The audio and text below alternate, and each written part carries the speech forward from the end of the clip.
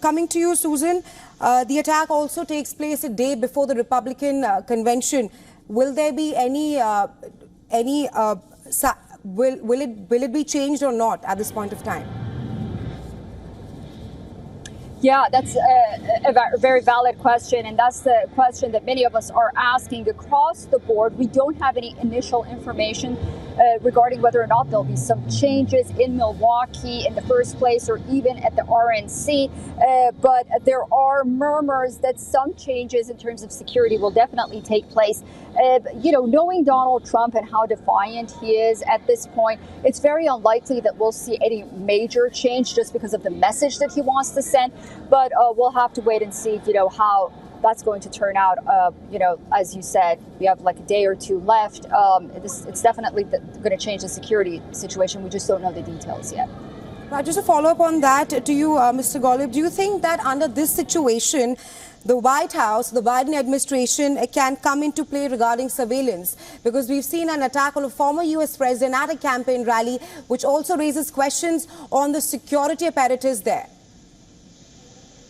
I'm sorry, the question is about security for President Biden? Whether Biden will come into play regarding surveillance at this point of time, keeping in mind how there was an attack on a former U.S. president at a campaign rally. Well, I think, President Biden and his campaign will react in various ways to this. One might be heightened security for him. Also, I just saw an article indicating that his campaign is pulling all sorts of ads from the airwaves, at least in the short run, I guess because at least some of those ads attacked Mr. Trump. So there will be ramifications on both the security and political level, both for Mr. Biden and regarding the campaign. Right. Coming to you, Susan, just give us a rundown of the kind of security that the former U.S. president has. And how exactly did this attack take place? Like you also mentioned, and according to reports, the shooter was outside the venue and he was, according to reports, a sniper. But how possibly did this attack take place at a campaign rally?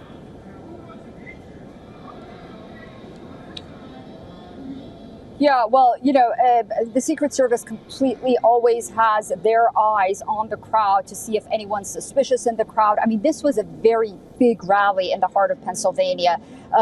Before the rally started, we were all watching live on television. The number of participants was just astronomical, for a state like Pennsylvania.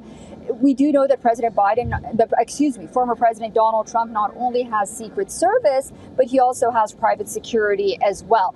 Now, how an incident like this happened, that's going to be the main question really moving forward, and how to prevent something like this, of course, is going to be at the forefront, not only for former President Donald Trump, but for others as well. I do want to say that RFK Jr., the independent contender, also came out and said that he has well wishes for the former president. And I also want to say that the Biden administration has until now refused to provide Secret Service protection for RFK Jr., who was, very young when he saw that JFK was assassinated. So, that comes into play as well. How do we protect other candidates possibly moving forward as well?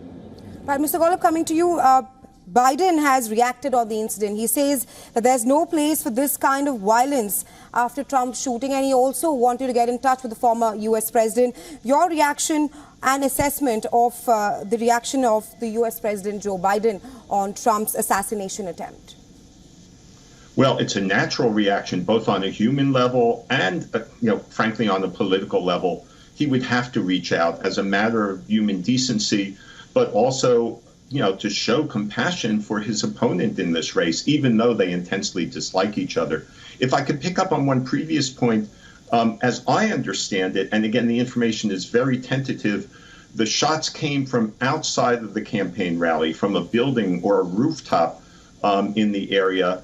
Or at least there's an initial indication of that possibly being the case, which might explain why the security didn't catch the gun coming into the rally.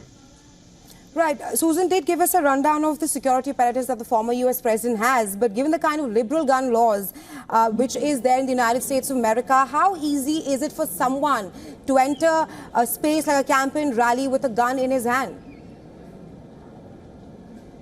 Enter a rally, security may vary from rally to rally, but I would think that there would be fairly tight security at an event like this. I don't know for sure, however. As Susan was saying, in her excellent report, this was a very, very big rally. Maybe they didn't have the time to screen people the way they would at a smaller event. I would assume that they were screening people tightly, but if in fact the gun was in the rally, then obviously someone found a way to evade it, or maybe security was a little bit sloppy, or both. Right, coming to you, Susan, the Secret Service says that Trump is right now safe and he's at a local medical facility. Tell us more about the probe which is going to happen after the assassination attempt over the former U.S. President Donald Trump. So we do know now, and you talked about inside the rally. I just wanted to follow up on that as well. As we mentioned, this might have been from outside of the rally. It might be a sniper, which itself raises security questions as well. How far outside of the perimeters, if this shooter really was outside, should there be security and snipers for the former president? Right now, FBI personnel are on the scene in Butler. The FBI, Secret Service, the ATF have all began their investigation. You're asking about what kind of investigation. They are treating this as an assassination attempt.